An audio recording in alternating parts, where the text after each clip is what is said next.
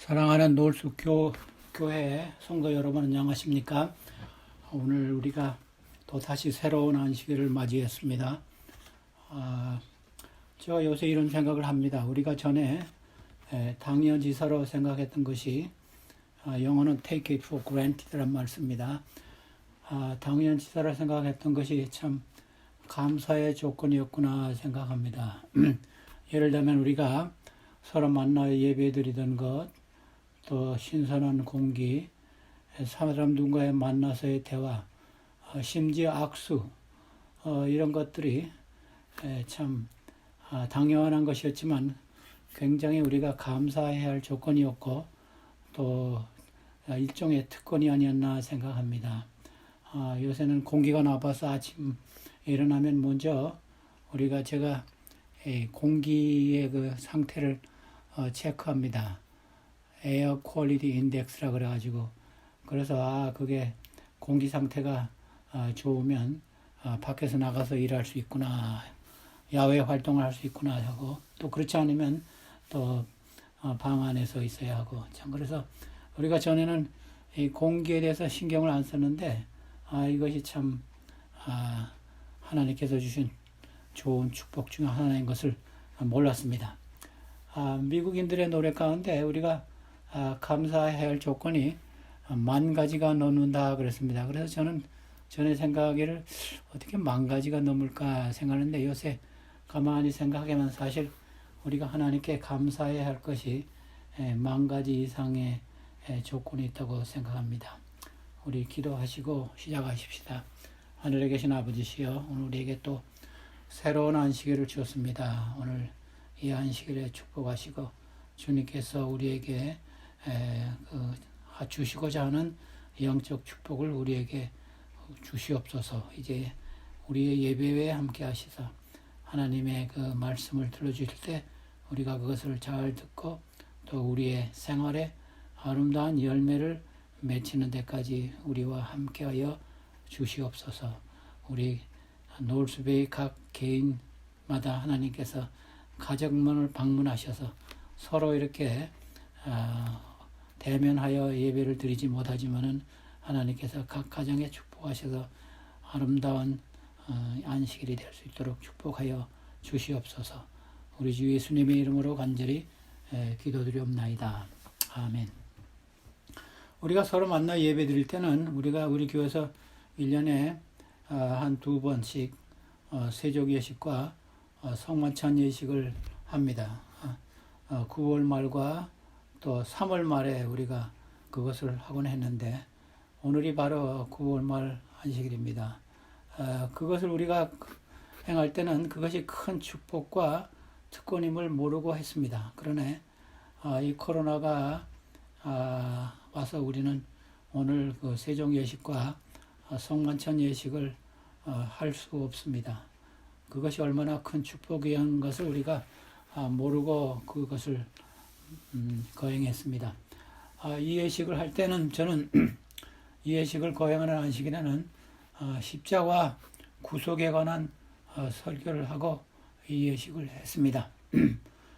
많은 교회에서 서로 발을 씻는 세종 예식 또는 겸손 예식을 하지 않으나 소수의 교회에서는 성만찬 예식 전에 마음에 준비하는 단계로 이 겸손 예식, 서로 발을 씻는 예식을 행합니다. 초대교회에서도 이 예식을 행했고 그 후에 중세에는 하지 않았지만 18세기경에 유럽에서 경건주의 운동이 일어나므로 다시 이 예식을 소수의 교회에서 거행하고 있습니다. 그래서 제가 이 세족 예식의 그 사진을 여러분들 지금 보여드리겠습니다. 예수님께서 제자들의 발을 씻기시는 예식 그림입니다. 십자가에 달리실 때 주변에 많은 사람들이 있었습니다. 예를 들면 제자들과 군중들, 니고데모 요셉, 군인들, 그 다음에 안나스, 가야바, 또 제사장들, 장로들, 종교 지도자들, 헤롯 왕, 또 백부장, 예수의 모친 마리아와 기타 여러 여인들, 또 빌라도, 구레네 시몬, 많은 사람들이 그 십자가 그 주변에 있었고 그것을 관람하고 있습니다. 근데 이 사람들에 대한 십자가의 태도를 생각하면 참 좋은 우리가 교훈을 배울 수 있습니다. 이 많은 인물을 제가 다 다룰 수는 없지만 오늘은 네 인물을 생각하면서 십자가와 저들의 관계를 고려해 보려고 합니다. 먼저 세족 예식에 대해서 왜 우리가 세족 예식을 발 씻는 예식, 겸손 예식을 하느냐 하면 요한복음 13장에 이 예식이 자세하게 나와 있습니다. 왜 요한복음에만 이 예식이 있는가 생각하면 요한복음은 모든 신약 서적에서 제일 마지막에 쓴 책이라고 우리가 생각합니다. 오히려 계시록보다도 그 이후에 쓴 책이라고 생각합니다. 그런데 요한이 성만찬 예식에 대해서는 마태복음, 마가복음, 누가복음 또 바울이 고린도전서 11장에 또 언급했습니다. 이렇게 다 네 곳에 언급했기 때문에 다시 이것을 반복하지 않고 요한은 그 빠진 것, 세족 예식에 대해서 이것을 요한복음 13장에 기록했습니다. 그 예식을 행하면서 예수님께서 하신 말씀이 있습니다. 요한복음 13장 5절에 보면요. 내가 너희에게 행한 것 같이 예수님께서 제자의 발을 씻기신 후에 이 말씀을 하셨습니다. 내가 너희에게 행한 것 같이 너희도 행하게 하려 하여 본을 보였노라. 내가 모본을 보인 것 같이 너희도 서로 발을 씻으라. 그렇게 말씀하셨습니다. 그래서 이 세족 예식을 행하는 것은 굉장히 성서적인 일입니다. 우리는 이런 예식을 행할 때 어떤 때는 이제 부부끼리 예식을 행하기도 하고 아니면 자기와의 관계가 좀 서먹서먹한 관계에 있는 교우들과 같이 예식을 하면서 서로 용서를 빌고 겸손의 공과를 배운 것을 우리가 장려하고 있습니다. 제가 이 네 사람의 예를 든다는데 처음에는 이 빌라도에 대한 이야기를 좀 해야 되겠습니다. 빌라도는 참 예수님의 그 재판에 가장 깊게 관여한 총독이었습니다. 빌라도가 예수님을 재판할 때 이 백성들이 예수님을 십자가에 못 박히라고 자꾸 요구할 때 마태복음 27장 22절에 보면요. 빌라도가 이르되 백성들에게 물어왔습니다. 그러면 그리스도라 하는 예수를 내가 어떻게 하랴? 그들이 다 이르되 십자가에 못 박혀야 하겠나이다. 그랬습니다. 그래서 여기 내가 예수를 어떻게 할까? 참 의미심장한 말씀입니다. 내가 그리스도라 하는 예수를 내가 어떻게 하여야 할까? 빌라도가 이거 한 말이지만은 아마 자신도 아마 이것이 굉장히 의미심장한 말인데 자기가 자기 한 말을 모르면서 이 말을 한 것 같습니다. 빌라도가 한 유명한 말이 세 가지가 있습니다. 여기 마태복음 27장 22절에 내가 예수를 어떻게 할까? 우리 각 신자들에게 제가 이 질문을 하고 싶습니다. 그리스도라는 이 예수를 여러분들이 어떻게 하시겠습니까? 그 다음에 빌라도가 한 두 번째 유명한 말은 요한복음 18장에 나옵니다. 요한복음 18장 38절에 빌라도가 이르되 진리가 무엇이냐 하더라. 이 말을 하고 다시 유대인들에게 나가서 이르되 나는 그에게서 아무 죄도 찾지 못하였노라. 이 요한복음 18장 이 38절에 진리가 무엇이냐 한 그 아주 두 번째로 유명한 말을 하기 전에 예수님께서 그 전철에 아마 빌라도에게 회개를 촉구하면서 진리와 자신의 오심을 말했습니다. 그런데 빌라도는 크게 관심 없이 그냥 지나가는 건성의 말로 진리가 무엇입니까? 이렇게 하면서 예수님의 대답을 기다리지도 않고 그냥 백성들에게 나가서 나는 예수님에게 아무 죄도 찾지 못했다 이런 말을 했습니다. 그 19장 1절에 보면요. 빌라도가 빌라도 자신이 예수님을 채찍질했다 그랬습니다. 근데 그 빌라도의 세 번째 유명한 말은 이것입니다. 19장 요한복음 19장 5절에 빌라도가 이런 말을 했습니다. 예수님을 그 가시관을 쓴 다음에 요한복음 19장 5절 이에 예수께서 가시관을 쓰고 자색 옷을 입고 나오시니 빌라도가 그들에게 말하되 보라 이 사람이로다 하며 킹 제임스에는 Behold the man 보라 이 사람을 보라 이 인간이 되신 예수님을 보라. 아주 훌륭한 말입니다. 아마 왜 이 말을 했는지 자신도 모르면서 이 말을 했다고 합니다. 이 사람 예수를 쳐다보시어. 아마 모든 우리 그리스도인들에게도 이 적절한 교훈이라고 생각합니다. 이 인간이 되신 예수님 이분을 쳐다보십시오. 예수님께서도 이 빌라도에게 회개를 촉구하는 진리에 대한 말씀을 하셨지만 그 빌라도의 부인도 아마 빌라도의 부인이 예수님에 대해서 생각을 하면서 꿈을 꾼 것 같아요. 마태복음 27장 19절에 보면요. 그 총독 빌라도지요. 27장 19절 총독이 재판석에 앉았을 때에 그의 아내가 빌라도의 아내가 사람을 보내어 이르되 저 옳은 사람에게 아무 상관도 하지 마옵소서. 오늘 꿈에 내가 그 사람을 인하여 애를 많이 태웠나이다 하더라 그랬습니다. 그래서 이 빌라도의 부인이 그 꿈을 꾸고 이 전가를 했습니다. 사람을 통해 가지고 예수님을 옳은 사람이라 그랬습니다. 저 옳은 사람 하면서 예수를 무죄 석방하도록 촉구했습니다. 그러나 참 빌라도는 백성들과 그 장로들과 제사장들의 압력에 굴복해서 마태복음 27장 24절에 보면요.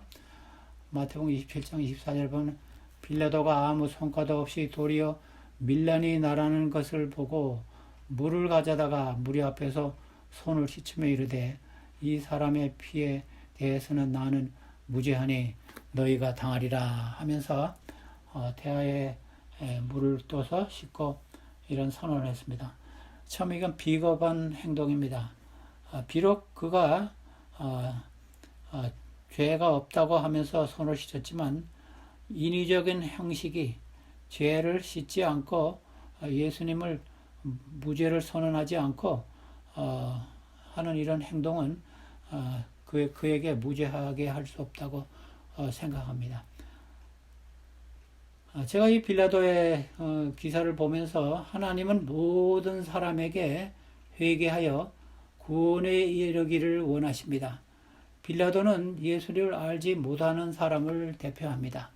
그러나 하나님께서 꿈을 통해서 예수님께서 직접 빌라도에게 회개를 촉구했지만 빌라도는 자기의 직책 때문에 자기의 위신과 자기의 앞으로의 자기 총독이라는 직위의 위협을 느끼고 백성들에게 굴하여 예수님의 십자가에 못 박도록 내어줬습니다. 빌라도가 사실 용감하게 예수님을 풀어줄 수도 있었습니다. 그러나 그렇게 하지 못하고 회개의 기회를 놓치고 참 불쌍한 처지에 당하게 되었습니다. 제가 다음으로 생각하고자 하는 인물은 베드로입니다. 베드로는 예수님의 제자 중에 가장 수제자로서 예수님을 가까이 따른다고 했습니다. 근데 사복음서에 보면요, 요한복음에도 기록있고 다른 복음서에도 그런 기록이 있습니다. 예수님께 베드로가 맹세했습니다. 베드로가 이르되 요한복음 13장 37절과 38절의 말씀입니다. 베드로가 이르되 주여 내가 지금은 어찌하여 따라갈 수 없나이까? 예수님께서 너희가 나를 따라오지 않고 다 흩어지리라 이런 말씀하니까 내가 어찌하여 따라갈 수 없습니까? 주를 위하여 내가 목숨을 버리겠나이다. 38절 보면 예수께서 대답하시되 내가 나를 위하여 내 목숨을 버리겠느냐? 내가 진실로 진실로 내게 이르노니 닭 울기 전에 내가 3번 나를 부인하리라 그랬습니다. 그래서 베드로가 예수님의 그 선언을 듣고 예수님의 그 말씀을 이루는 일이 생겼습니다. 왜 베드로가 실패했을까? 일상생활에서 우리가 준비하지 않으면 위기를 당했을 때 그 위기를 잘 대처하지 못합니다. 예수님의 그 예언은 이 사복음서에 다 있습니다. 마태복음 26장에 있고 마가복음 14장에 있고 누가복음 22장.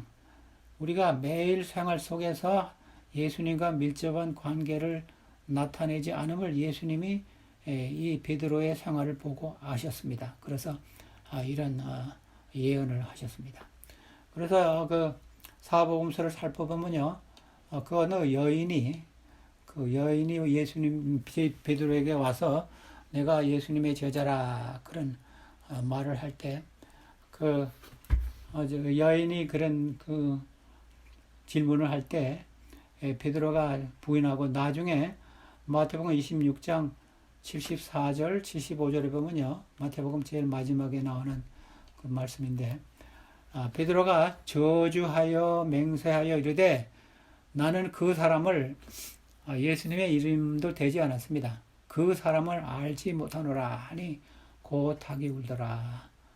이에 베드로가 예수의 말씀에 닭 울기 전에 내가 나를 3번 부인하리라 하심이 생각나서 밖에 나가서 심히 통곡했다 그랬습니다. 그래서 이 심히 통곡하고 회개했다 그런 기록이 아마 여기서 제가 보기에는 완전히 베드로가 회개한 그 기사가 나옵니다. 참 근데 베드로는 그 후에 완전히 회개했습니다. 왜냐하면 사도행전에 나오는 베드로를 우리가 살펴볼 때 참 베드로가 완전히 회개한 것이 나타났습니다. 이 회개라는 말은 헬라말로 메타노이인데 방향 전환하여 새로운 길을 간다는 뜻이 있습니다. 그래서 전에 하던 대로 안 하고 새로운 방향으로 가는 겁니다. 사도행전 4장 13절에 보면요, 그 베드로에 대한 기사가 나오는데 그들이 베드로와 요한이 담대하게 말함을 보고 그들은 본래 학문이 없는 범인으로 알았다가 이상히 여기며 또 전에 예수와 함께 있던 줄도 알고 그랬습니다. 그래서 여기 베드로가 용기가 있고 담대하게 하나님의 말씀을 전하는 것을 보았다 그랬습니다. 그래서 참으로 회개한 증거가 나갑니다. 그 전에 그 예수님이 잡히신 그 밤에 자기가 예수님을 전혀 모른다고 맹세하면서 3번이나 부인했는데 그 후에 예수님께서 승천하신 후에 담대하게 하나님의 말씀을 전했다 그랬습니다. 그래서 그 후에 베드로가 이 말씀을 계속 전하다가 체포했습니다. 체포해가지고 헤롯이 이 베드로를 죽이려고 했습니다. 그래서 사도행전 12장에 보면요,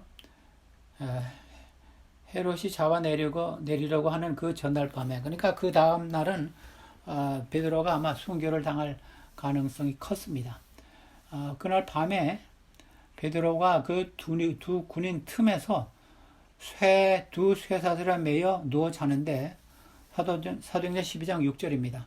파수꾼들이 문 밖에서 옥을 지키더니, 이 말씀을 보면요, 베드로가 그 다음날 자기가 죽을 줄을 알면서 두 군인들 사이에서 쇠사슬에 묶여서 잠을 자고 있었다 그랬습니다.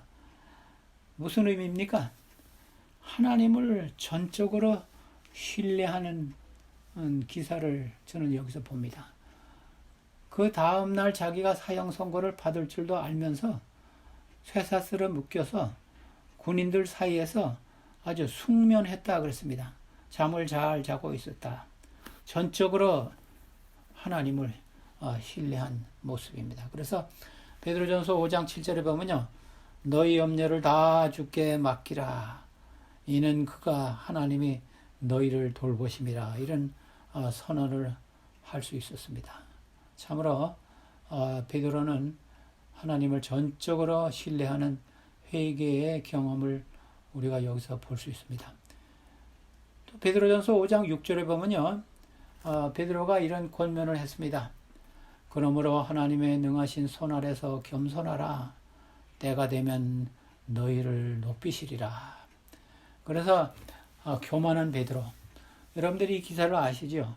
베드로가 무리를 걸어가면서 제자들에게 자기를 좀 뽐내려고 하면서 뒤를 보다가 물에 빠진 기사가 나오죠. 그래서 제자로서 할 때 굉장히 교만하였습니다. 말을 제일 빨리 하고 먼저 하고 급하고 또 겸손하지 못하고 교만한 사람이었습니다. 그러나 여기 그 베드로가 하나님의 능하신 손 아래서 겸손하십시오.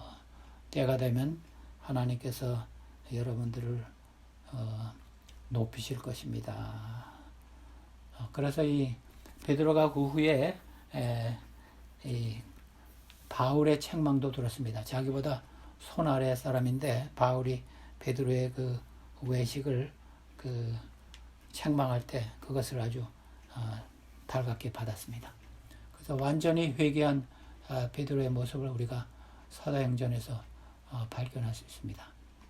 그런데 제가 그 다음에 인물은요, 이 가룟 유다를 좀 생각했습니다. 근데 가룟 유다는 요한복음 13장 29절에 보면요, 그 제자들 사이에서 회개였습니다. 많은 사람들이 생각할 때 이 가룟 유다가 좀 이상 괴물같이 생기지 않았을까 생각하지만 기록에 보면 굉장히 유대인으로서 전형적인 유대인으로서 아주 인물이 좋고 요새 말하면 스펙이 가장 제자들 중에서 제일 좋았습니다. 그래서 제자들은 이 유다가 예수님의 제자가 되기를 원했을 때 굉장히 환영했으나 예수님은 그렇게 달갑게 받지 않고 여도 굴이 있고 이런 말씀을 했습니다. 예수님께서 이 유다가 제자가 된 후에 많은 그 회개의 기회를 주었습니다. 특별히 이 성만찬 예식할 때 예수님께서 이런 말씀하셨어요. 이 중에 나를 팔 자가 있느니라 이렇게 예수님께서 선언했을 때 그 제자들이 26장 마태복음 26장 22절에 보면요. 그 제자들이 몹시 근심하여 각각 여짜오되 주여 나는 아니지요. 이렇게 다 질문했습니다. 근데 이 가룟 유다가 예수님에게 이 질문을 할 때 아마 그 26장 그 후에 보면요. 내가 말하였다. 근데 이 말씀을 하실 때는 아마 예수님께서 조용하게 유다에게 말씀하신 것 같습니다. 참 예수님께서 특별히 그 세족 예식할 때 이 유다의 발을 씻기셨습니다. 유다의 발을 씻기시면서 그 회개를 촉구했습니다. 그러나 유다는 끝까지 예수님을 배반하고 30냥의 예수님을 팔았습니다. 유다의 계획은 이거였습니다. 자기가 예수님을 판 후에 예수님은 기적을 잘 행하시니까 기적적으로 자기 그 포로됨에서 풀려 나와서 자유인이 된 다음에 자기는 은 30냥을 그대로 가질 수 있고 예수님은 자유스럽게 됐으니까 일거양득이 아닌가 그런 생각을 하면서 예수님을 그 제사장들에게 30명에 팔았습니다. 근데 예수님이 그 기적을 행하지 않고 그냥 순수하게 체포되고 재판받는 것을 봤습니다. 그리고 정죄하는 그 모습을 보고 이 유다가 마태복음 27장 3절에 보면요, 유다가 예수를 판 유다가 그의 정죄됨을 보고 예수님이 정죄돼서 이제 사형 죽으심에 대한 걸 보고 스스로 뉘우쳐 은 30을 대제사장들과 장로들에게 도로 갖다 줬다 그랬습니다. 다시 물르기를 원했어요. 근데 이 말씀에 보면요, 마태복음 27장 3절에 보면요, 우리 한국말에는요, 스스로 뉘우쳐 그랬습니다. 그런데 킹 제임스에도 아마 repent라고 번역을 하더라고요. 근데 이 NIV는 그 다음에 뉴 킹 제임스 번역에는요, 번역을 잘했어요. 여기 remorse라고 그랬습니다. 후회하여. 우리 한국말에는 회개한 것 같이 나오지만 회개가 아니고 후회했다 그랬습니다. 새로운 번역에는 remorse, 후회라는 말을 썼습니다. 참된 회개가 아닙니다. 이 헬라어에도 메타멜로마이라는 그 후회라는 말을 썼습니다. 회개라는 말을 쓰지 않았습니다. 이것은 이 후회는 죄의 결과를 보고고 자기가 잘못된 것을 자기가 잘못했다는 것을 후회하는 것입니다. 참된 회개가 아니에요. 그래서 유다의 계산이 자기가 계산한 대로 안 돌아가니까 내가 왜 그거 했지? 이런 후회 정도로 끝났습니다. 이 같은 이 마태복음이요. 마태복음의 그 회개라는 말이 여러 번 나오는데 마태복음 3장 8절에는요. 그러므로 회개에 합당한 열매를 맺고 이렇게 회개를 촉구하는 그 말을 침례 요한이 했는데 여기서는 참된 회개입니다. 여기는 그 메타노이아라는 말을 썼습니다. 헬라 말로. 이것은 마음을 바꾸다, 마음을 바뀌어 자기의 행동을 완전히 180도 바꾼다는 것입니다. 그래서 그 후회한 후에 이 대제사장에게 돈을 가져가니까 받지 않았습니다. 그래서 사도행전 2장 18절을 보면요, 그가 자살했는데 곤두박질하여 배가 터져 창자가 흘러나왔다 이런 기사가 나옵니다. 이 유다는 아주 훌륭한 제자가 될 수 있었습니다. 그러나 불행하게도 이런 생애를 마감했습니다. 제가 현대판 가룟 유다를 많이 있다고 생각합니다. 예수의 이름을 팔아서 치부하는 자들. 제가 지난번에 어떤 종교 방송을 보니까 어떤 그 방송 목사가 자기가 돈이 더 필요하대요. 그래서 왜 그러냐 하니까 자기가 자가용 비행기가 더 필요하대요. 근데 자가용 비행기가 지금 4대가 있는데 한 대가 더 필요하대요. 그래서 왜 한 대가 더 필요하냐니까 하나님의 복음을 더 빨리 전하기 위해서 한 대가 더 필요하대요. 참 예수님의 이름을 팔아서 치부하는 자들입니다. 어떤 제가 얼마 전에 인터넷에서 보니까 목사님들의 성추문과 정치적인 선동, 또 치부하는 것, 세습제 이런 것이 크리스찬이라고 말하기는 너무나 부끄럽습니다. 이라고 어떤 목사님이 설교하시더라고요. 또 어떤 분들은 이런 사람도 있어요. 자기가 결혼을 해야 되겠는데 믿음 있는 부인 또는 믿음 있는 남편을 얻으려고 자기가 신앙인 척 하는 사람도 있습니다. 그러다가 그것이 발각된 사람도 있고 아니면 결혼해가지고 또 가정이 파탄한 예도 제가 보았습니다. 그래서 어떤 분들은요, 참 예수님의 이름을 팔아서 내가 어느 교회 큰 교회 가면 내 비즈니스가 참 잘 되겠다. 그래서 큰 교회를 또 찾아가는 사람도 있습니다. 참 현대판 유다도 교회에 많이 있는 것입니다. 근데 옛날에도요 이런 일이 성행했습니다. 이것이 현대만 있는 것이 아니라 사도행전 8장에 보면요, 시몬이라는 마술사가 그 베드로의 제자들에게 와서 돈을 주면서 베드로에게 내가 그 성령을 좀 나에게 주어서 나도 너희들과 같이 이적을 좀 행하게 해달라 그런 요청을 했습니다. 그래서 사도행전 8장 20절에 보면요, 베드로가 그 마술사 시몬에게 이렇게 말했습니다. 베드로가 이르되 내가 하나님의 선물을 돈 주고 살 줄로 생각하였으니 내가 은과 그러니까 돈과 내가 함께 망할지라, 이렇게 아주 정죄하는 말을 했습니다. 그래서 영어로 성직자 매매, 이 성직자들이 돈을 가지고 이렇게 하는 것을 사이모니즘이라는 말이 생겨났습니다. 제가 여기서 이 시몬 이 빌라도 아니야 빌라도 아니까 이 베드로와 이 그 유다에 대해서 좀 생각하면서 회개와 후회의 차이점을 좀 생각해 봤습니다. 이 유다가 한 후회는 자살로 끝났습니다.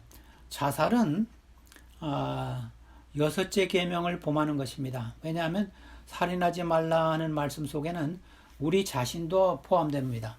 또 이 여섯째 계명은 우리가 건강 원칙을 잘 지켜야 한다는 그런 의미도 있습니다. 우리가 술이나 담배나 우리가 좋지 않은 건강 습관을 하면서 우리 생명을 단축시키는 것은 그것도 여섯째 계명을 범하는 것입니다. 그러나 회개한 베드로는 자살하지 않았어요. 심히 통곡하면서 회개했다 그랬습니다. 후회는 죄의 발가극이나 죄의 형벌을 두려워하는 것입니다. 그러나 회개는 죄 자체를 싫어하는 것입니다. 후회는 형편이 회복되면, 다시 말하면 자기가 그것이 발각되지 않고 결과를 받지 않았다면 옛 그대로 생활하는 것입니다. 그러나 회개는 새로운 마음을 갖고 새로운 방향으로 방향 전환을 하고 죄를 완전히 버리는 겁니다. 또 후회는 죄를 즐거워하면서 계속 반복하는 생활을 하지만, 회개는 죄를 증오하고 의와 함께 선을 기뻐하는 것입니다. 이 사도 바울이 이 후회와 회개에 대해서 좀 자세하게 설명하는 것이 고린도후서 7장에 나옵니다. 근데 제가 한 절만 읽겠습니다. 이것은 참된 회개인데, 고린도후서 7장 10절에 보면요, 하나님의 뜻대로 하는 근심은 회개하 후회할 것이 없는 구원에게 이르는 회개를 이루는 것이요 세상 근심은 사망을 이루는 것이라. 근심하는 후회를 한 다음에 회개까지 도착해야 그것이 구원에 이르는 참된 회개라 그랬습니다. 그렇지 않으면, 후회하는 것에 끝나면 사망을 가져온다. 그것을 우리가 이 가룟 유다의 생에서 볼 수 있습니다. 제가 네 번째로 이 십자가 상에서 주위에서 볼 수 있는 인물 하나는 구레네 시몬입니다. 이 구레네 시몬의 이야기는 신약 성경에 네 번 나옵니다. 네, 마태복음, 마가복음, 누가복음, 그 다음에 로마서에 한 번 또 나옵니다. 마태복음 27장 32절에 보면요, 나가다가 시몬이라는 구레네 사람을 만나매 그에게 예수의 십자가를 억지로 지어 가게 하였더라. 이게 굉장히 간단한 말씀인데, 마가복음 15장 21절에 나오고 누가복음 23장 26절에 나옵니다. 시골에서 자기 고향으로 돌아오다가 이런 예수님의 십자가를 지었습니다. 근데 이 성경에 보면 이 사람이 북아프리카 사람으로 유대인이 아닌가, 아니면 혹시 흑인이 아닌가, 왜냐하면 북아프리카 사람이기 때문에 이런 생각을 합니다. 근데 억지로 그랬지만 반강제로 이 십자가를 지고 골고다까지 가게 했습니다. 왜 많은 사람 중에 이 구레네 시몬을 로마 군인들이 택했습니까? 아마 이 십자가는 거의 100파운드가 되는 아주 무거운 십자가입니다. 그래서 예수님께서 그것을 차마 끌고 갈 수가 없었습니다. 그런데 이 구레네 시몬이 아마 제 생각에는 신체가 아주 좋은 것 같아요. 건장하고 또 한 가지는 동정의 눈초리로 이 광경을 보고 있었습니다. 그래서 군인들이 너 이 십자가를 좀 메고 가라 그랬습니다. 그래서 이 구레네 시몬이 예수님의 십자가를 메고 갔습니다. 로마서 16장 13절에 보면요, 이 구레네 시몬에 대한 그 가족에 대한 이야기가 납니다. 주 안에서 택하심을 입은 루포와 그의 어머니에게 문안하라. 그의 어머니는 곧 내 어머니라. 아마 그 후에 구레네 시몬이 로마에 가서 살지 않았나 생각합니다. 그래서 두 아들이 있었다 그랬습니다. 알렉산더와 루포인데 알렉산더는 여기 언급이 나오지 않는데 루포와 그의 어머니에게 문안하라 그랬습니다. 그래서 그 초대교회 당시에 굉장히 유능한 인물이 아니었나 생각합니다. 그래서 루포와 그 어머니라 하면 그 로마에 있는 사람들이 다 알지 않았을까 이런 생각을 합니다. 참 성경에 나오는 그 간단히 나오는 인물이지만은 이 구레네 시몬이 아마 그 예수님의 십자가를 지고 간 다음에 집에 와서 만나는 사람마다 자기가 예수님의 십자가를 지었다 이런 아마 자랑을 했을 거예요. 평생도록 살면서 자기 손자 소녀들에게도 아마 끊임없이 이웃에게 자기가 예수님의 십자가를 진 이야기를 했었을 것입니다. 예수님의 십자가를 실제적으로 또 영적으로 진 사람은 유일한 사람은 이 구레네 시몬 뿐입니다. 마태복음 10장에 보면요, 예수님께서 하신 말씀 있습니다. 예수님께서 10장 38절 39절에 보면요, 이 말씀은 굉장히 여러분들이 잘 아시는 말씀이고 굉장히 의미심장한 말씀입니다. 예수님께서 또 자기 십자가를 지고 나를 따르지 않는 자도 내게 합당지 아니하니라. 자기 목숨을 얻는 자는 잃을 것이요 나를 위하여 자기 목숨을 잃는 자는 얻으리라 그랬습니다. 근데 이 누가복음에는 조금 다른 표현을 했습니다. 누가복음 6장 23절에는요. 또 무리에게 이르시되 아무든지 나를 따라오려거든 자기를 부인하고 날마다 제 십자가를 지고 나를 따를 것이니라 그랬습니다. 이게 참 무슨 말씀입니까? 성경에서 십자가에 대해서 가장 많이 생각하고 십자가에 대해서 많이 이야기한 사람은 그 사도 바울입니다. 사도 바울은 이 십자가를 가장 깊이 생각하고 연구한 사람입니다. 왜냐하면 사도 바울 자신이 고린도전서 2장 2절에 보면요, 내가 너희 중에서 예수 그리스도와 그의 십자가에 못 박히신 것 외에는 아무것도 알지 아니하기로 작정하였다 그랬습니다.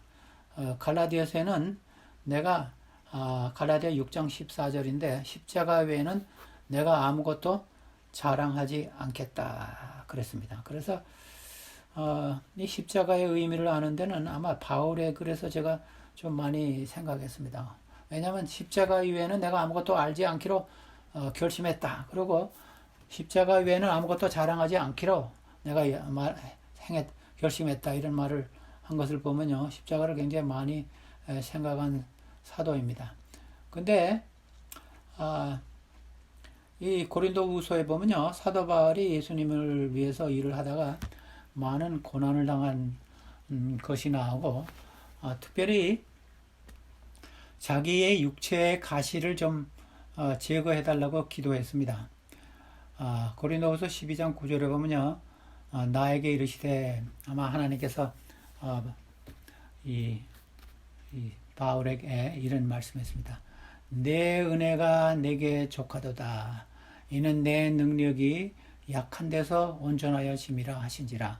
그러므로 도리어 크게 기뻐함으로 나의 이 여러 약한 것들에 대하여 자랑하리니 이는 그리스도의 능력이 내게 머물게 하려 함이라. 이 육체의 가시를 위해서 3번 기도했는데 하나님께서 내 은혜가 족하다 그러면서 이 기도에 응답을 하지 않았습니다.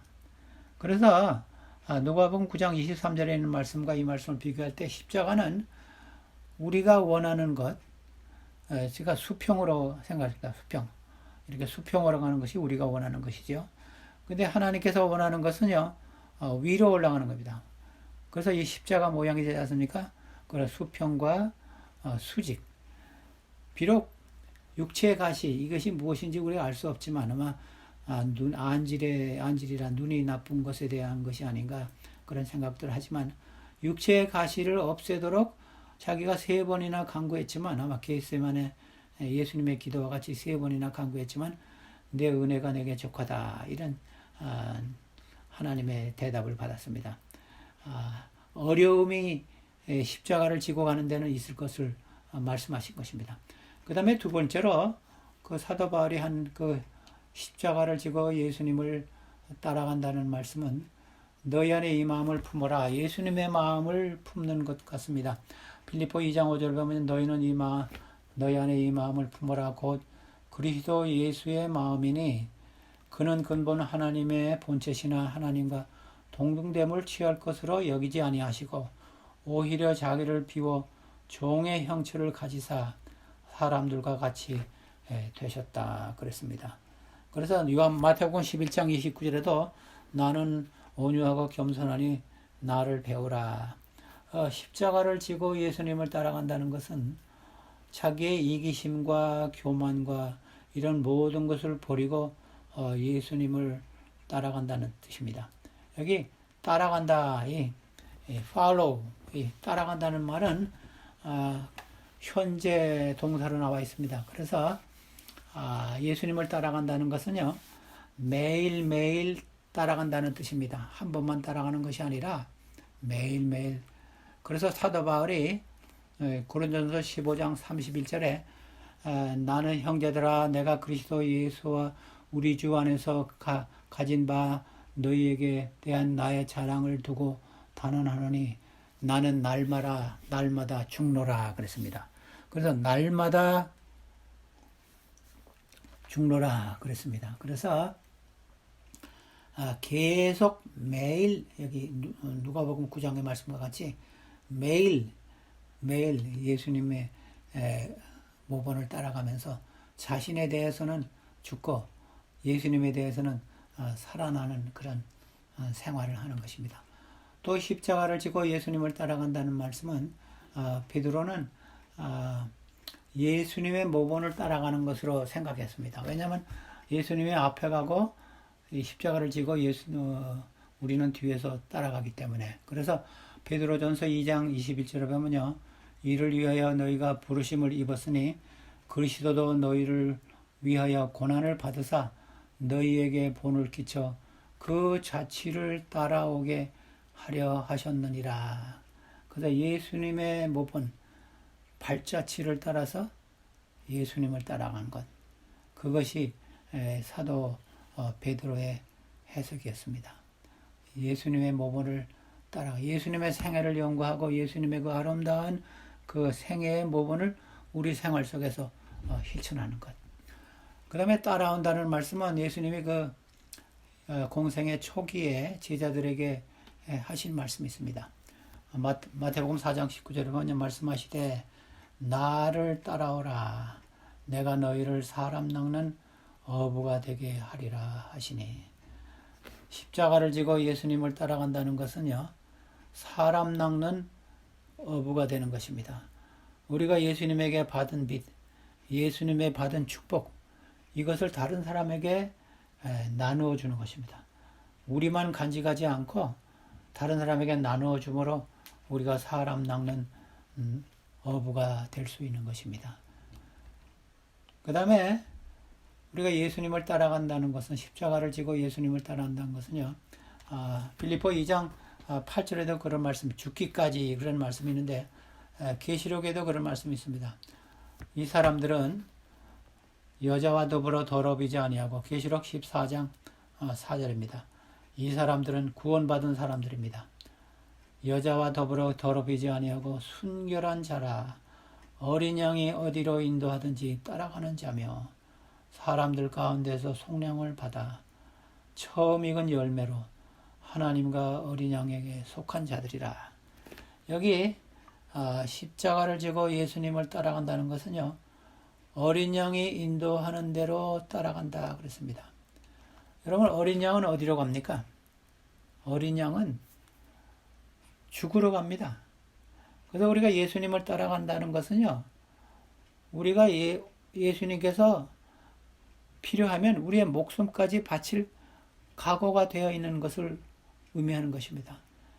굉장히 심각한 명령입니다. 여러분, 십자가를 지고 예수님을 따라가는 것은요, 아마 필요하면 우리의 목숨까지도 요구할 수도 있습니다. 참으로 이 양은 희생양으로서 죽음으로 향하여 가는 것입니다. 물론 예수님을 위해서 우리가 목숨까지 버리면 예수님께서 새로운 생명을 우리에게 주실 것이 약속되어 있습니다. 그래서 여러분들 사랑하는 우리 성도 여러분, 십자가를 지고 예수님을 따라가는 아름다운 성도들이 되시기를 간절히 바라는 바입니다.